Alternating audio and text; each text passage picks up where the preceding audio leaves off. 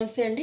నేను మీ భారతిని. Welcome to Pushpa's A to Z content. ఇంతకుముందు మీకు లా ఆఫ్ అట్రాక్షన్‌లో మీరు కోరిన కోరికలు 100% మేనిఫెస్టింగ్ అవ్వడానికి కొన్ని టెక్నిక్స్ అయితే చెప్పడం జరిగింది.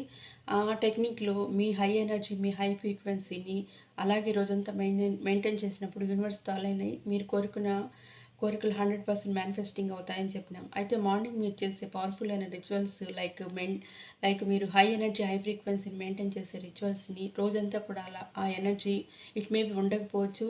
కొన్ని అనివార్య పరిస్థితుల వల్ల డౌన్ అయిపోవచ్చు. కొంచెం నెగెటివ్ ఇంపాక్ట్ వల్ల కూడా డౌన్ అవ్వచ్చు. కానీ ఆ ఎనర్జీని మళ్ళా మనము రీ రీ ఎన్హాన్స్‌మెంట్ చేసుకోవడానికి ఒక టెక్నిక్ అయితే ఉంటుంది.